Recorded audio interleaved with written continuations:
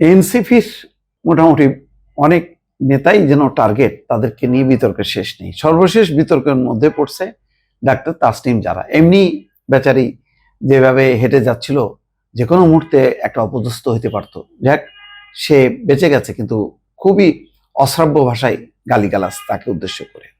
এখন যেই বিতর্কটা, সেটা হলো যে জাতিসংঘের যে স্বাস্থ্য সেবা নিয়ে একটা অনুষ্ঠানে তিনি কথা বলেছেন। তো এটা সামাজিক যোগাযোগ মাধ্যমে ছড়িয়ে পড়ছে। অনেকে বলছে যে সরকারি প্রোগ্রাম, এনসিপি নেত্রী একাই যোগ দিলেন কেন? তবে প্রোগ্রামটি সরকারি ছিল না বলে তিনি ফেসবুকে জানিয়েছেন। এক পোস্টের মাধ্যমে তিনি জানাইছে যে সরকার থেকে আমাকে সেই অনুষ্ঠানে পাঠানো হয়নি, হয়তো তিনি নিজে থেকেই যেতেন। এই হলো বিতর্ক। এই বিতর্কের তিনি জবাব দিলেন। বিতর্কের শেষ নেই। ওইদিকে আক্তার হোসেন আর তার আরেকজন সফরসঙ্গী, তিনি তো মামলা করে পড়ছে। সেই মামলা কি হবে? ওই মামলাগুলির কোনো মানে আছে আপনার, ওখানে থাকতে হবে। তো কতদিন ধরে ওখানে বসে বসে এই মামলা করবে? এইসব মামলার মানে হয়তো রাজনৈতিক একটা সফলতা আছে, কিন্তু বাস্তবে এর কোনো ফলাফল আছে বলে আমার মনে হয় না দর্শক।